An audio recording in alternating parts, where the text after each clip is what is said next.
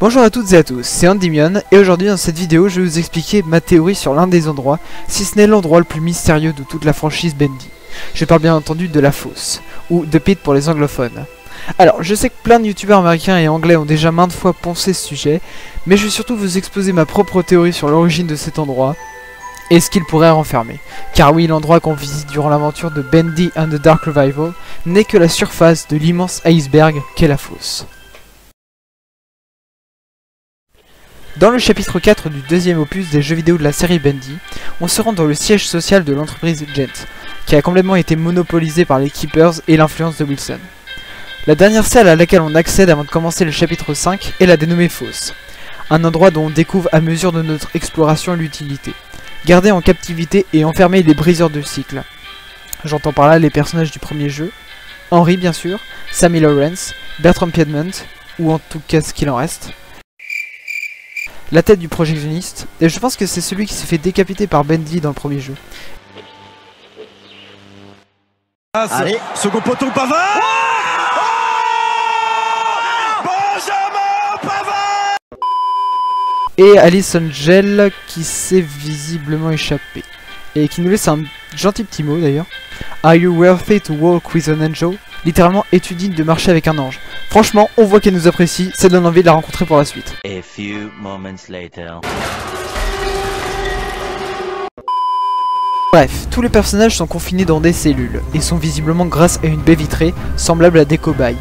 Un numéro par cellule appuie cette idée et le nombre affiché nous donne raison sur le fait que la fosse est en réalité un endroit gigantesque. Numéro 418 pour Sammy, numéro 414 pour Henry, numéro 928 pour Alice Angel et numéro 430 pour Bertram Piedmont. Vous voyez le truc.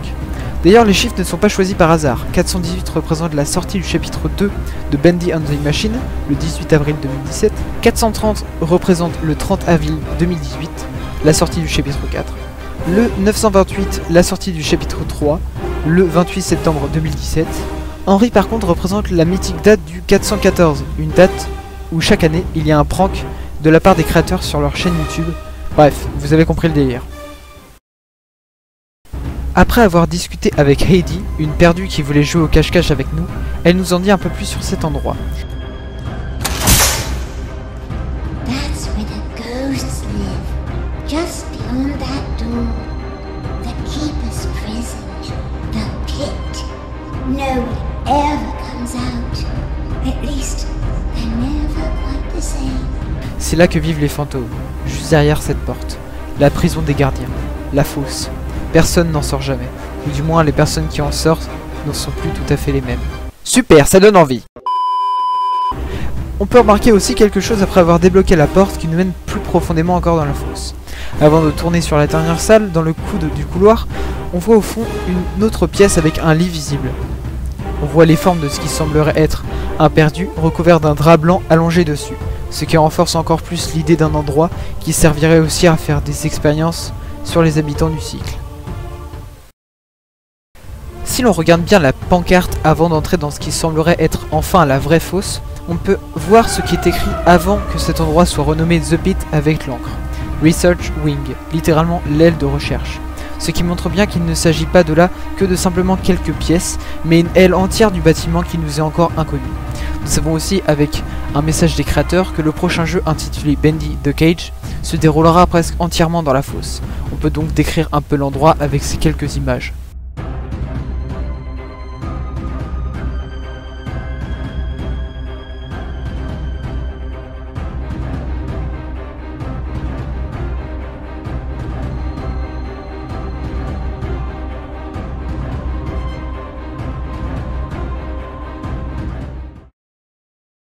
Voilà donc où s'arrêtent mes recherches et théories sur cet endroit plus que mystérieux, qui promet bien pour la suite de Bendy et la sortie de Bendy the Cage cette année.